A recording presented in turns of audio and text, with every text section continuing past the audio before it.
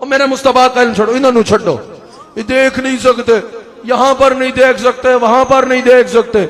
میں نے کہا اچھا جی، ٹی وی پہ ہمارا لائیو بیان سن رہے ہوتے ہو، کہاں بیان کر رہے ہیں؟ منڈی بہاؤالدین میں۔ آپ کہاں سے دیکھ رہے ہو؟ ساؤتھ افریقہ سے۔ اچھا، مہینہ پہلے کا بیان ہے؟ نہیں، ابھی ہو رہا ہے، ایک سیکنڈ کی بھی ڈیلے کے بغیر ہم یہاں بیٹھ کے دیکھ رہے ہیں۔ ٹیلی فون کیا، ریکارڈڈ کال ہے؟ کہا نہیں، ایک سیکنڈ سے پہلے ہمیں کال یہاں پہنچ رہی ہے۔ واہ واہ واہ واہ، صدقے نہ جاواں، بلکہ کیوں صدقے جاواں، ہاں، پھٹکار نہ ہو تیری بات پر، یہ جملہ بہتر ہے، کیا خیال ہے؟ پھٹکار نہ ہو تیری بات پر، نبی نہیں دیکھ سکتے، ہاں آپ ساؤتھ افریقہ میں بیٹھ کے ہماری تقریر دیکھ سکتے ہیں، ایک منٹ کی ڈیلے کے بغیر دیکھ سکتے ہیں۔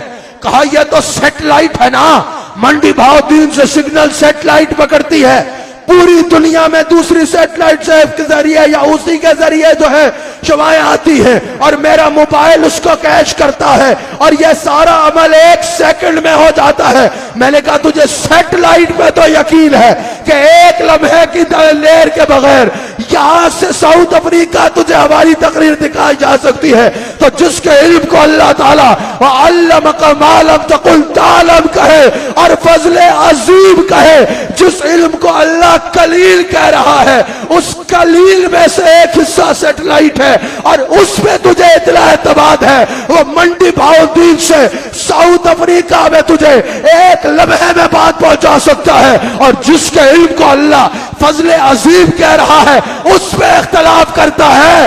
کلمہ زبان سے تو پڑھ لیا، تصدیق بالقلب ہوتی تو ایسی بکواس تو نہ کرتا نا۔ بخاری میں ہے، حضور علیہ السلام مسجد نبی میں جلوہ گر ہے، صرف ان کے ڈھنگوسڑوں کا ذرا اندازہ لگاؤ، نبی نہیں دیکھ سکتا، ہاں حضور علیہ السلام جلوہ گر ہے۔ صحابہ کہتے ہیں، جب ایک صحابہ کا لشکر شام میں موتا کے مقام پہ غزوہ کے لیے ہے نا، ہم پریشان ہیں، یہ فیری ٹیلز نہیں سنا رہا ہے، یہ بخاری میں موجود ہے، فیری ٹیلز اور لوگ سناتے ہیں، ہم نہیں سناتے، بڑے غور سے بات سننا۔ رسول اللہ علیہ السلام کا دربار اقدس ہے، صحابہ پریشان ہیں کہ موتا میں نہ جانے ہمارے شام میں حضرات صحابہ کس حال میں ہوں گے۔